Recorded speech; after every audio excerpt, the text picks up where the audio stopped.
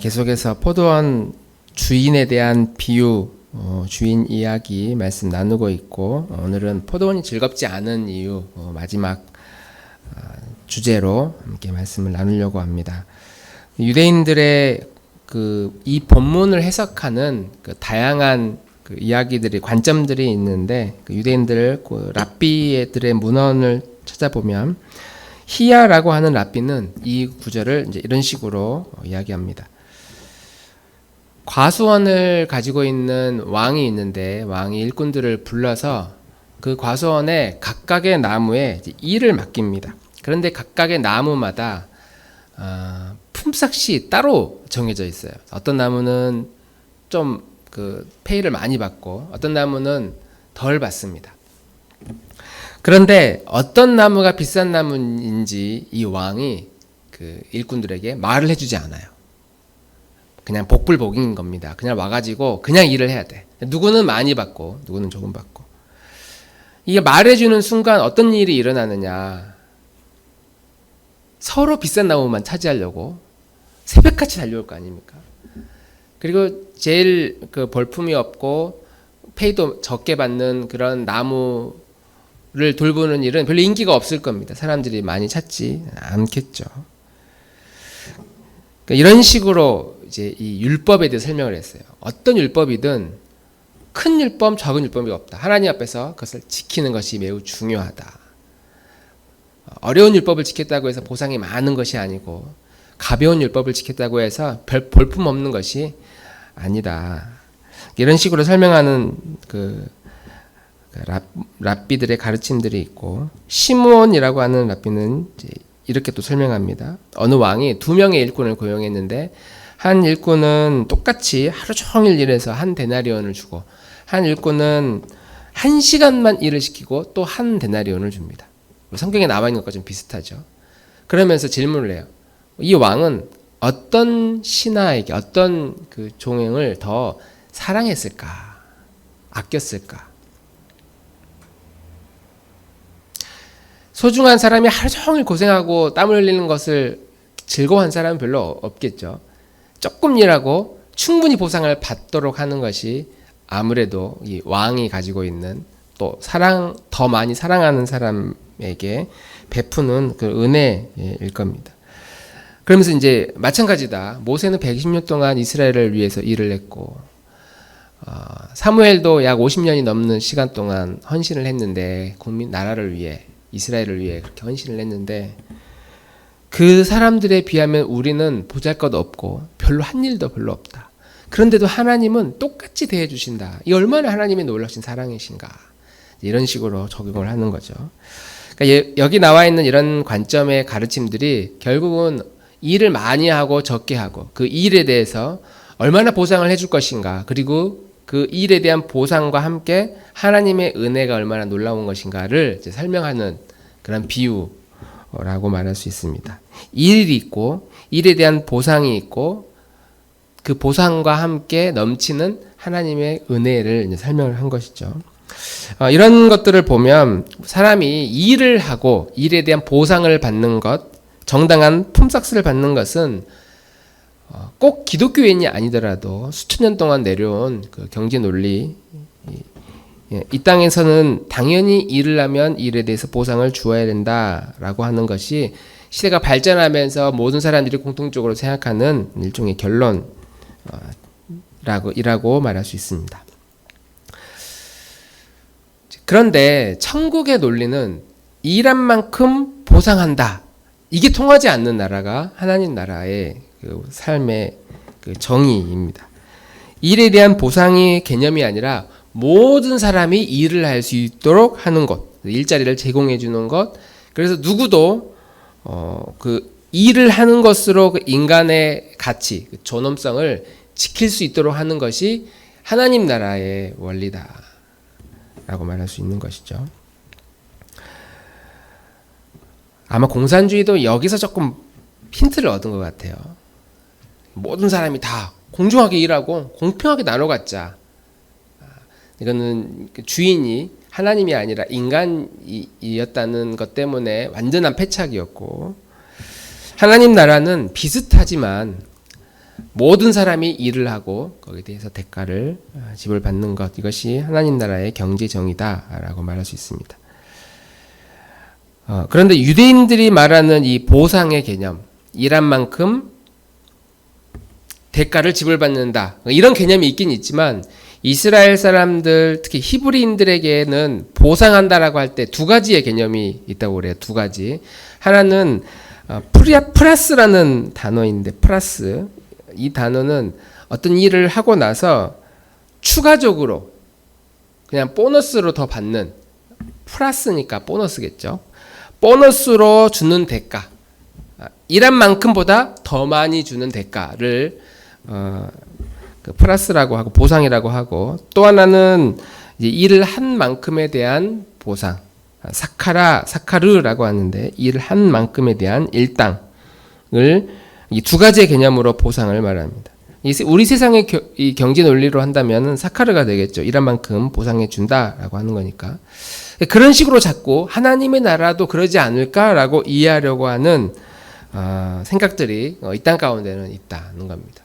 심지어 율법도 자꾸 그런 식으로 해석하려고 하는데, 율법도 율법을 지키는 자에게 복이 있다, 이렇게 시대가 흐르면서 사람들이 이해를 하지만, 원래 율법의 의도는, 하나님이 우리 인간에게 율법을 주었을 때의 그 의도는 한 만큼 보상한다가 아니라 그 율법을 통해서 하나님이 어떤 분이신가를 알려주기 위해서, 하나님이 얼마나 은혜로우신 분이신가를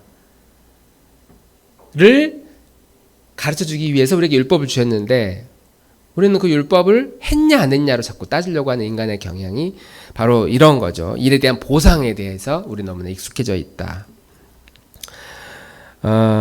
그런데 하나님 나라, 예수님이 말하는 하나님 나라의 보상은 이 플러스다, 플러스. 일한 만큼의 대가가 아니라, 이 세상은 포도원의 주인이고 그분은 사랑과 자비가 넘치는 분이시기 때문에 기대를 하지 않았는데 우리에게 베풀어 주시는 추가적인 플러스가 있다, 보너스가 있다. 기대를 안 했는데 보너스로 우리에게 주시는 무엇인가가 있다. 그리고 그것을, 그 플러스라는 개념, 그것을 경험한 사람, 깨달은 사람은 오후 5시에 가야지, 한 3시쯤에 가야지, 이런 생각하지 않는다는 거죠. 하나님이 주시는 이 플러스의 개념, 보너스가 있다는 거, 우리말로 하면 이게 은혜라고 해석하는 게 좀 더 나을 것 같아요. 은혜. 하나님의 은혜가 무엇인지를 아는 사람은 기쁜 마음으로 하나님께 충성할 수 있다. 그러니까 5시에 갈까 3시에 갈까 9시부터 가면 얼마나 하루 종일 피곤할까, 이런 거 재지 않는다는 거죠. 일찍 가서 내가 그 기쁨에 동참하겠다, 즐거운 마음으로 다른 사람이 와서 일할 것을 내가 좀 더 먼저 가서 그들이 편하게 일할 수 있도록 내가 뭘 할 수 있는 게 없을까, 이런 고민들을 하게 된다는 거죠. 그러니까 하나님은 일한 만큼 보상을 주시는 분이라고 믿는 사람과, 하나님은 내가 생각하는 것보다 훨씬 더 많은 것을 베풀어 주시는 분이라고 생각하는 사람의 행동은 다를 수밖에 없다. 거꾸로 이야기하면, 우리의 행동을 보면서 나는 하나님이 일한 만큼에 대해서 보상을 받는 분이라고 나는 믿는 사람인가, 아니면 하나님은 내가 생각하는 것보다 훨씬 더 많은 또 새로운 놀라운 일을 하시는 분이야 라고 믿는 사람인가, 그것은 내가 지금 어떻게 행동하고 있는가를 보면은 알 수 있다 라고 말할 수 있습니다. 하나님 주신 그 사카르가 아니라 플러스, 하나님은 우리가 아는 것보다 새로운 놀라운 보너스를 나에게 주시려고 하는 분이시다. 우리가 그 은혜를 경험하고 배우고 또 그것을 고백할 수 있는 우리 나들목 교우들이 되기를 주님의 이름으로 축복합니다. 자, 이제 우리가 이제 인력 시장에 한번 일하러 가봅시다. 아침 일하러 딱 나왔어요. 아침 6시 딱 나와서 보니까 그날따라 주인을 잘 만났어요. 그래서 주인이 우리를 딱 눈이 마주쳐가지고 당신 이리 오세요라고 해서 이제 포도원에 딱 들어갔어요. 하루 종일 일하고 일당을 받았어요. 이 일당은 단순히 저축용이 아니라 그날 나뿐만 아니라 우리 가족들의 생계를 유지해야 되는 매우 중요한 양식이라고 그랬잖아요. 자, 그런 양식을 가지고 그날 밤 손에 이제 양식을 사들고 집에 들어가서 집에 들어갔습니다. 그러다 소문을 들었어요. 우리보다 늦게 들어온 사람이 있는데 그 사람도 똑같이 하루 일당을 받았다더라. 소문을 들었어요. 마음이 조금 불편하긴 했지만 그래도 일한 게 어디냐. 이렇게 우리 가족들이 모여서 먹고 이렇게 쉴 수 있는 게 얼마나 감사한 일이냐. 이런 좋은 마음으로 다음날도 나갔어요. 다행히도 다음날 주인의 눈에 또 잘 들어와서 그곳에 또 일을 하러 들어가게 됐습니다. 하루 종일 일을 했습니다. 불편한 심기가 있어요. 왜냐면 늦게 들어온 사람들이 있으니까. 그래도 그 신경 안 쓰잖아요. 그냥 일할 수 있는 게 얼마나 좋아요. 그렇게 이제 일을 하고 다음날도 이제 페이를 받아서 폼삭스를 받아서 집에 들어갑니다. 뭐 늦게 들어온 사람이 얼마 받았든 이제 애써 외면할 거예요. 우리는 착한 사람들이니까, 은혜를 아는 사람들이니까. 그래서 그냥 무시해. 그냥 그날 내가 받은 일당을 가지고 집에 들어가서 아내가 좋아하는 뭐 또 사가지고, 애를 좋아하는 뭐 치킨 피자도 사가지고 들어가서 이제 맛있게 먹습니다. 그날 하루 쉬고 다음날 또 갔어요. 감사하게도 다음날 또 눈이 잘 마주쳐서 우리를 불러주셔서 우리 일하게 됐습니다.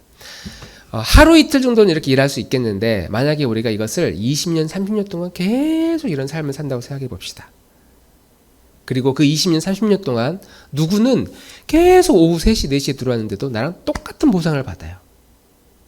그러면 그럼에도 불구하고 과연 우리는 주님 저는 한 달란트 받는 거 그래도 좀 감사합니다 라고 말할 수 있다면 얼마나 놀라운 은혜죠. 근데 인간적으로 저 같으면 이게 하루 이틀은 그렇게 가능한데 한 10년, 20년 아니면 내 인생, 내 평생 동안 뭔가 이건 불공평하다고 자꾸 마음속에 불공평함이 막 들어올 겁니다. 하나님의 주인에게 가서 따지고 싶은 마음. 아니 나는 이렇게 하루 종일 당신을 위해서 일을 했는데 어떤 사람은 늦게 왔는데도 이렇게 잘 일이 풀리냐. 이럴 줄 알면 저도 그냥 오후에 그냥 오겠습니다. 라고 할 정도로 그런 불편한 마음이 우리 안에 있지 않겠는가. 당연히 있을 거라고 생각합니다. 그래서 오늘 이 본문에 나오는 포도원에 대한 비유는 공정하지 않은 것 같은 이 세상에서 살아가는 이제 막 부름받은 사람이 아니라 아주 오랫동안 신앙생활을 한 사람들, 못된 신앙인들, 그리고 40대, 50대, 60대 아주 오랜 시간 동안 공정하지 않은 이 세상에서 힘겹게 살아가는 우리 그리스도인들이 한 번 더 귀를 기울여야 할 말씀이다 라고 우리는 이해할 수 있습니다. 자, 이 비유를 예수님이 왜 하셨느냐, 왜 예수님이 이 포도원에 대한 이야기를 하셨느냐. 우리 지난번에도 한번 말씀을 나눴지만 이 마태복음 20장 본문 바로 앞에 부자 청년이 와서 예수님께 질문을 하죠. 내가 하나님을 위해서 율법을 다 지켰습니다. 그런데 또 뭐가 있습니까? 혹시 영생을 얻으려면 또 뭔가 필요합니까? 아마 이 청년의 그 마음의 상태는 불안하거나 두려운 마음으로 왔다기보다는, 왜냐하면 율법을 다 했으니까, 충분히 할 만큼 했으니까, 만약에 하지도 않고 예수님께 와서 어떻게 영생을 얻을 수 있습니까? 라고 하면 뻔한 대답을 들을 거라고 생각하는 두려움 때문에 아예 오지를 않았겠죠. 왜냐하면 너 율법을 지키니? 양심에 율법을 지키지 않고 막 살고 있다는 것을 본인이 알기 때문에 예수님께 묻지 않았어요. 근데 이 청년은 율법을 다 지켰고 최소한의 양심은 다 지켰습니다. 그런데 혹시 또 뭐 있지 않을까? 네, 예수님이 율법을 지켜야 된다라고 말을 했다면 나는 그건 잘 지키고 있기 때문에 아마 그렇게 막 무거운 마음보다는 좀 가벼운 마음으로 예수님께 와서 질문하지 않았을까. 그리고 내가 율법을 지키고 있는 것에 대한 어떤 동기부여나 지지를 좀 받고 싶지 않았을까. 너 잘하고 있다. 너 앞으로도 이렇게 열심히 율법에 충성하면 하나님이 너에게 복을 주실 것이다.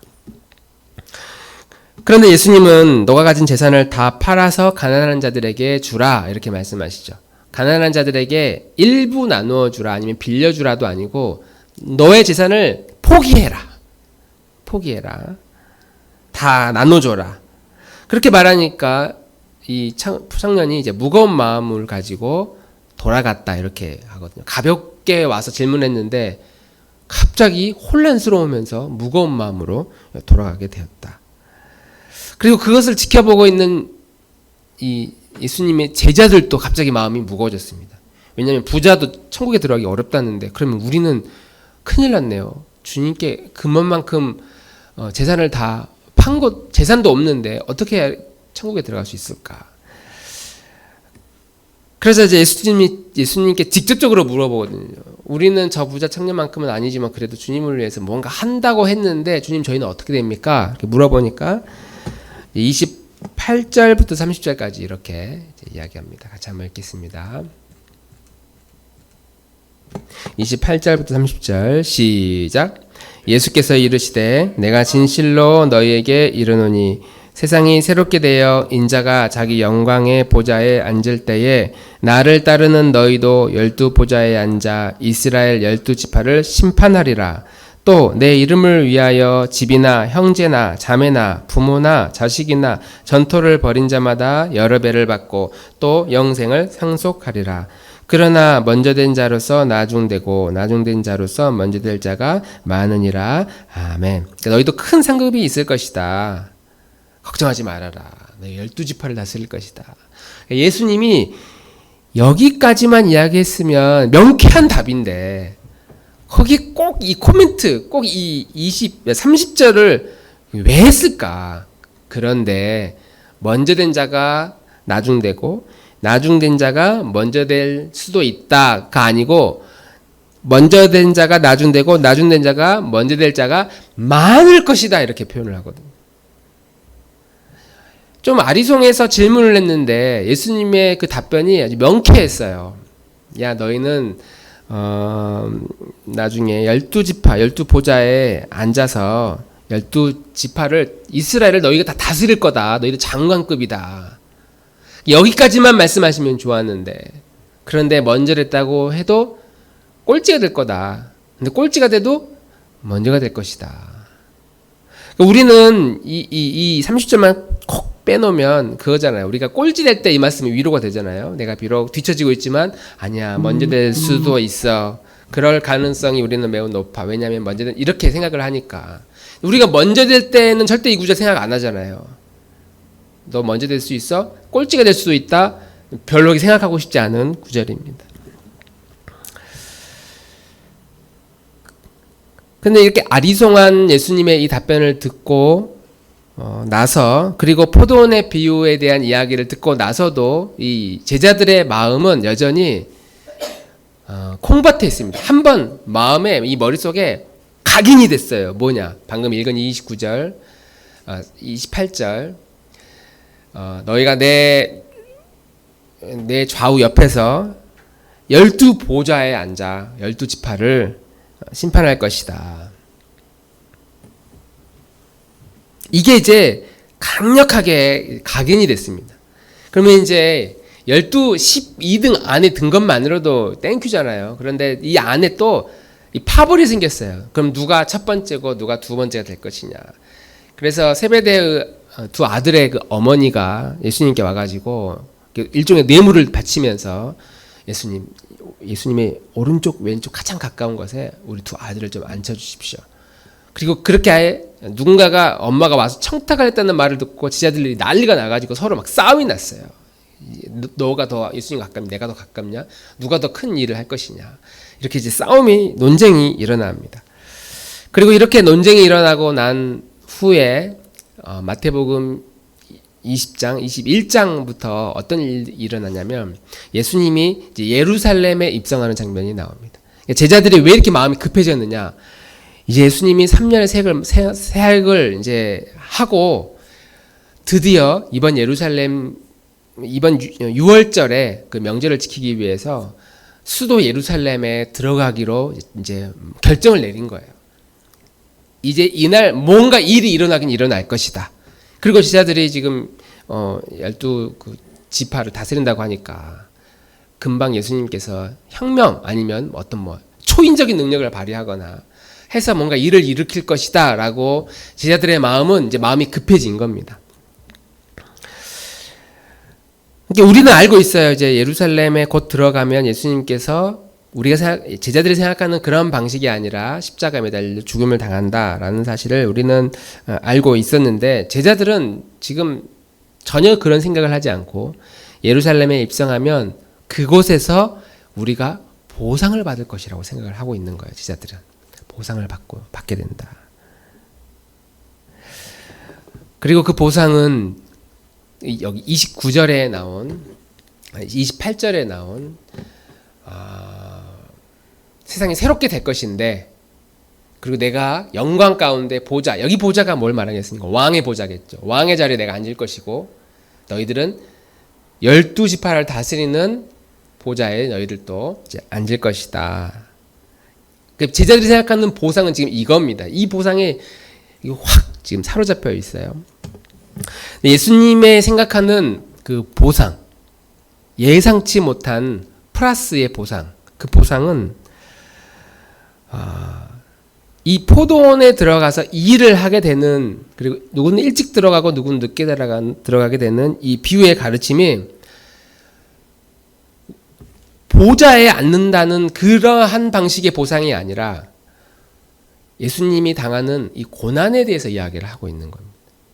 내가 고난을 당할 것인데 누가 나의 고난과 함께 할 것이냐. 제자들에게 지금 그 말을 하고 싶었던 거예요. 그래서 부자 청년에 대한 이야기가 있고 19장에, 그 다음에 앞으로 곧 있으면 21장에 이제 고난을 당할 것인데, 제자들에게 누가 이 고난을 나와 함께 할 것이냐, 내가 어려우면 십자가를 지게 될 것인데 너희들 중에 누가 나의 이런 고난에 동참하게 될 것이냐를 말하고 싶어서 이 비유, 포도원의 비유를 우리에게 이야기하고 싶었던 것이죠. 그래서 20장 28절에 이렇게 이야기를 합니다. 같이 읽겠습니다. 시작. 인자가 온 것은 섬김을 받으려 함이 아니라 도리어 섬기려 하고 자기 목숨을 많은 사람의 대속물로 주려 함이니. 예수님은 이미 알고 있었어요. 내가 목숨을 내가 바쳐서 너희들을 섬길 것이다. 이 민족과 이 세상을 섬길 것이다. 섬긴다는 것은 구원을 베풀기 위해, 영생을 얻도록 하기 위해서 내 몸을 희생할 것이다 라는 사실을 예수님이 이미 알고 계셨던 것이죠. 제자들이 생각하는 보상은 그거의 사카르, 우리가 주님을 따랐고 직업을 버렸고 가족을 버렸으니 뭔가 보상이 주어질 것, 일을 헌신했으니까 뭔가 보상이 주어질 것이다. 예루살렘에 가면 그렇게 생각을 했어요.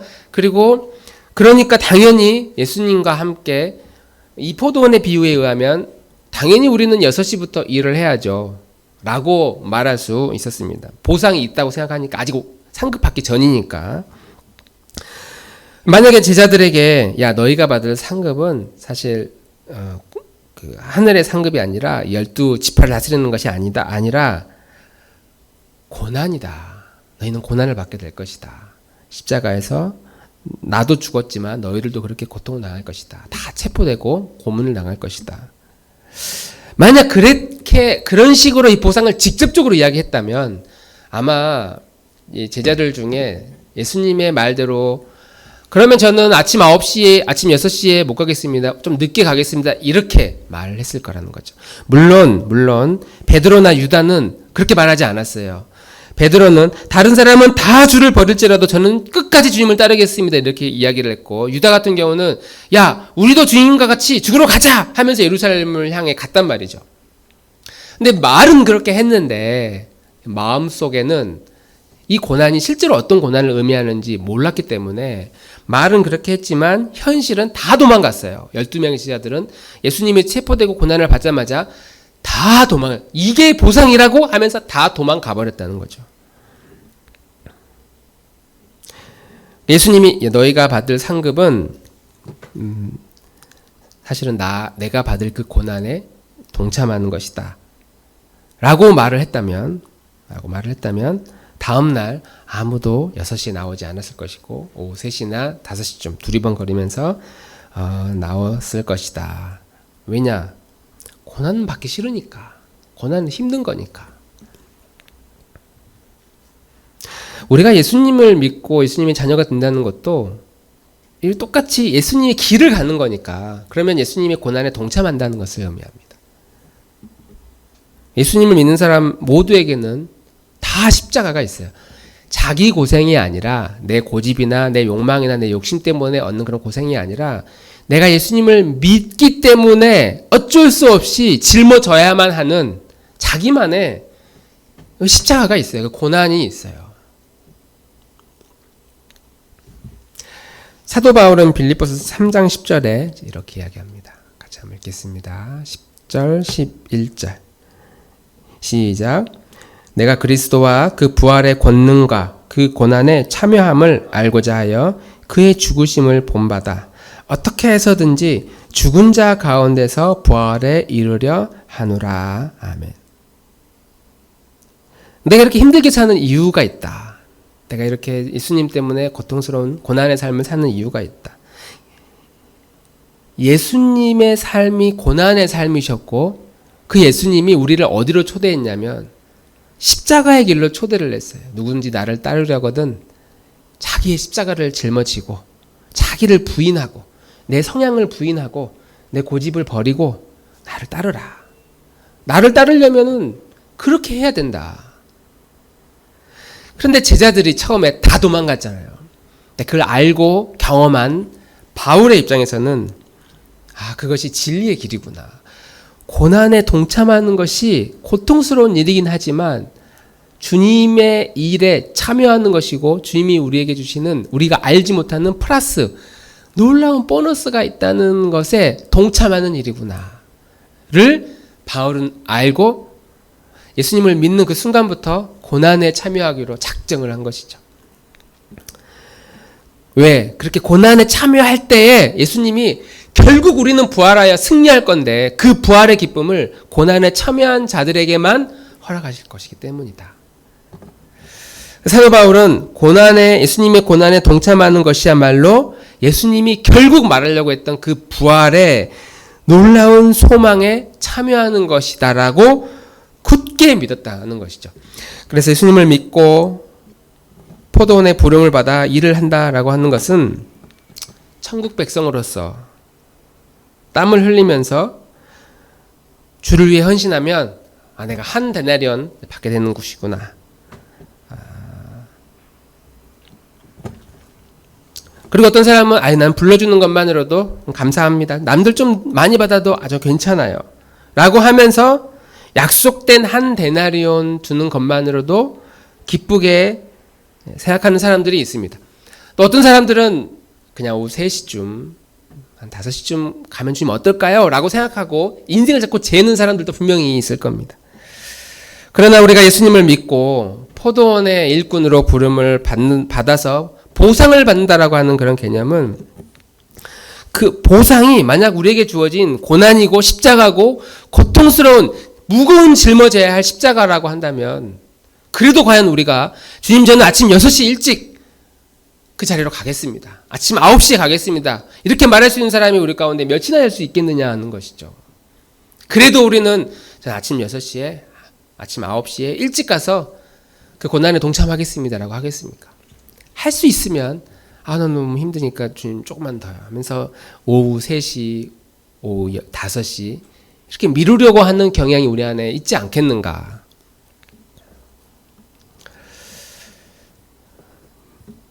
왜 우리가 조금 더 일찍 가지 못하고 이렇게 망설이고 머뭇거리는 인생을 살고 있는가. 그러니까 우리는 그렇게 생각할 수 있어요. 누가 가르쳐주지 않아가지고 10대 시절, 20대 시절 처음 교회를 다니기 했을 때 누가 잘 가르쳐주지 않아가지고 그냥 그러다 보니까 이제서야 믿음과 신앙이 이런 건가? 내가 고난에 참여하려는 건가? 우리 이런 고민을 하게 되는데 누가 가르쳐주지 않았을까? 저는 이제 이런 질문을 스스로에게 해봤어요. 정말 가르쳐주지 않았을까? 오히려 가르쳐줬는데 그때의 우리의 마음과 우리 생각에 나는 고통받고 싶지 않고 나는 고난에 참여하고 싶죠. 나는 그냥 이렇게 살고 싶고 나는 내가 원하는 삶이 있었고 나의 꿈이 중요하고 나의 행복이 더 중요했기 때문에 나는 그렇게까지는 교회 다니고 싶지 않은 우리의 정욕과 우리의 욕망이 더 크지 않았을까. 그때 주님이 우리에게 말씀하셨는데 우리의 귀에 들리지 않았던 것은 아닐까. 그때도 분명히 성경을 읽어야 됩니다. 성경 어떻게 이걸 다 읽어요. 수련회 참여하고 기도합시다. 오늘 기도하는 시간에 난 좀 자고 싶고 쉬고 싶고 전도해야 돼. 난 누구한테 아쉬운 소리 하기 싫고 이렇게 주님의 고난과 수고에 참여하기 싫은 우리의 경향이 우리 안에 있었던 것은 아닐까. 그런 점에서 우리는 아침 6시나 9시에 부름받지 못해서 오후 3시나 돼서 인생의 40, 50이 되어서 내가 이제서야 주님의 뜻이 무엇이고 주님의 은혜가 무엇인지를 발견하는 그런 사람이 아니라 우리가 살아온 모든 시간이 포도원에 일찍 들어가는 것을 불편해하고 꺼려하는 그런 인생이 아니었을까. 아니면 포도원에 들어갔는데 막상 들어가 보니까 고난받는 게 엄청 힘들고 부담스러워. 그래서 잠깐 나와가지고 서성이다가 좀 늦게 들어가도 괜찮다고 하니까 늦게 들으려고 하는 경향이 우리 안에 있었던 것은 아닌가라고 말할 수 있습니다. 그럼에도 불구하고 우리가 알고 있는 또 중요한 하나의 이야기가 있습니다. 그것은 부활하신 예수님을 만난 제자들이 그의 인생이 어떻게 바뀌었는가를 살펴볼 필요가 있는 거죠. 예수님이 고난당할 때 비록 다 도망갔지만 부활하신 예수님을 만나고 난 다음에 이 제자들이 다 돌아왔어요. 그리고 그들은 일평생 주님을 위해 자기의 목숨을 다 바쳤습니다. 목숨을 바친다는 것은 어마어마한 인생의 그 결단과 결심이 확신이 있었다는 거잖아요. 내가 이렇게 주님을 위해 살면 주님이 더 큰 상급을 줄 거지. 상급에 대한 보상이 아니라 고난에 동참하는 것이 얼마나 놀라운 하나님의 신비스러움인가를 깨닫고 나니까 예수님의 부활하신 예수님을 만난 다음에 모든 제자들은 다 기쁜 마음으로 이 고난 자체에 동참했다. 고난에 참여할 때에 예수님이 부활하셨던 것처럼 우리도 그 부활에 참여할 수 있고 부활의 소망을 갖게 되기 때문인 것이죠. 예수님이 지시게 될 그 십자가에 우리가 동참하게 될 때 우리는 비로소 이 고난이 가지고 있는 신비가 어떤 것인지를 알게 된다는 것입니다. 성경에서 고난이라고 말하면 가장 대표적인 인물이 욥을 말합니다. 요셉을 말합니다. 요셉. 모세도 고난스러운 삶을 말하라고 하면 서러울 정도로 할 말이 많았던 사람입니다. 그렇게 수십 년 동안 고난의 삶을 살았던 사람들이 유독 성경에서는 주인공의 역할을 하고 있는 경우가 되게 많이 있어요. 그것은 그 고난이 우리가 아는 그것보다 더 놀라운 방식으로 우리에게 베풀어 주시는 하나님 나라에 대한 소망과 그 축복을 가지고 있다. 그래서 찬양에도 찬송가에도 그런 찬양의 가사가 있잖아요. 고난의 신비 알고자 늘 흠모하도다. 인간이 받는 그 고난은 단순히 자기 고생이 아니라 예수님의 고난에 동참하는 것으로 예수님이 어떤 분이신지를 경험하고 알게 되고 예수님의 모습이 내 안에 들어오게 되고 나 또한 이 세상에서 예수님 때문에 받는 그 고난을 즐겁고 기쁜 마음으로 참여할 수 있게 된다. 왜 우리는 이 포도원의 생활이 불편하고 힘들고 고통스러운 삶이라고 느끼는가? 예수님은 우리를 보상하기 위해서 우리를 이 자리로 이끌어 주신 것이 아니라 주님이 당하신 그 고난에 동참하기를 그 고난의 자리로 우리를 부르셨습니다. 그리고 그 고난은 너무나 신비스러운 것이어서 우리가 생각하는 것과는 전혀 다른 방식으로 우리에게 선물을 해줍니다. 보상해 줍니다. 우리는 그것을 하나님의 은혜라고 부르고 그렇게 연합하고 고난에 참여하는 것으로 주님과 연합하고 주님의 고난에 동참하는 것을 통해서 얻게 되는 그 은혜를 가진 사람만이 이 땅의 삶이 어떻게 살아야 되는구나. 이렇게 사는 것이 진짜 사는 것이구나. 우리의 삶은 비록 보잘것없고 사람들에게 인정받지 못하고 끌려가는 인생인 것 같고 가진 게 없는 것처럼 보여도 그렇게 살아가는 것이 주님의 동참에 주님의 고난에 동참하며 살아가는 것이야말로 가장 하나님의 우리를 부르신 그 부르심의 목적에 합당한 삶이라는 사실을 우리가 믿고 주님 저에게도 그러한 믿음을 주옵소서. 주님 저에게도 그러한 소망의 마음을 주십시오. 그런 고백이 우리의 일상의 고백이 되기를 주님의 이름으로 축복합니다.